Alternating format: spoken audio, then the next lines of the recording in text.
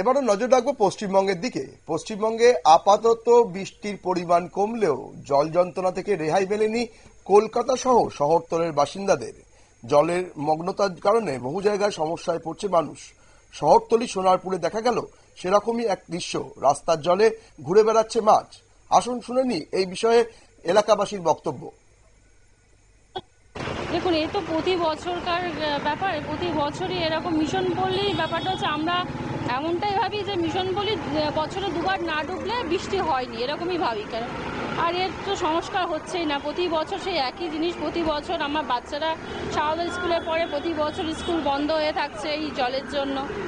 তো চাইছি যে এটার থেকে নিষ্পত্তি চাই, আমরা খুব তাড়াতাড়ি নিষ্পত্তি চাই, এছাড়া মানে আর কিছু বলার নেই। কেন এইভাবে এই যে ব্যাংকে যাচ্ছি এখন, শরীর এমনিই খারাপ, সেই অবস্থাতেই ব্যাংকে এই অবস্থায় যেতে হচ্ছে।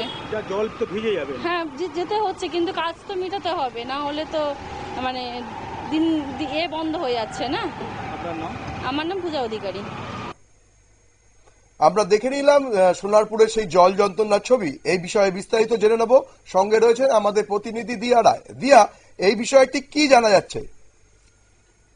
দেখো সৌম্য, আপাতত কিন্তু কলকাতা সহ দক্ষিণবঙ্গে বৃষ্টি কমলেও জলমগ্ন কিন্তু রাস্তা, এবং যেমনটা দুর্ভোগে সোনারপুরবাসী।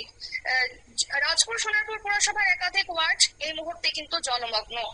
বিশেষত ৮ নম্বর ওয়ার্ডের মিশন পল্লীতে এবারের পরিস্থিতি কিন্তু আরো ভয়াবহ, এবং অন্যান্য বছরের তুলনায় এবার কিন্তু অনেক বেশি জল জমেছে। বিশেষ করে নিচু এলাকাগুলিতে কিন্তু একেবারে জলমগ্ন অবস্থা। একটি এটিএম কাউন্টার পুরোপুরি জলের তলায়, এবং একটি চালের দোকান জলমগ্ন হয়ে পড়ায় দোকানদার কিন্তু বিনামূল্যে ভিজে চাল কিন্তু বিক্রি করছেন।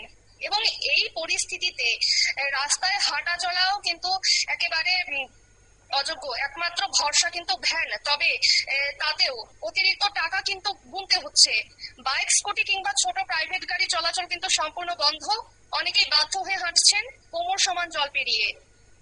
তবে স্থানীয়দের মতে এই জমা জল নামতে কমপক্ষে 1 সপ্তাহ সময় লাগবে। এদিকে 14 নম্বর ওয়ার্ডের বসপুকুর এলাকায় রাস্তার জমা জলে উঠে এসেছে পুকুরের মাছ। স্থানীয় বাসিন্দারা জাল হাতে মাছ ধরায় ব্যস্ত, যেন জলমগ্ন শহরে মাছের উৎসব।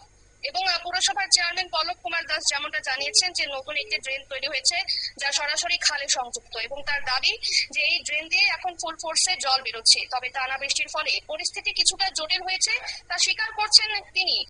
পুরসভার তরফে পরিস্থিতির উপর নজর রাখা হচ্ছে বলে আশ্বস্ত করেছেন চেয়ারম্যান। ধন্যবাদ দিয়া।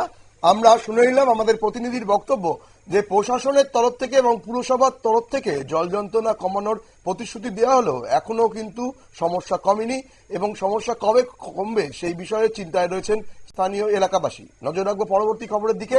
তার আগে নিয়ে নেব ছোট্ট একটা বিজ্ঞাপনের বিরতি।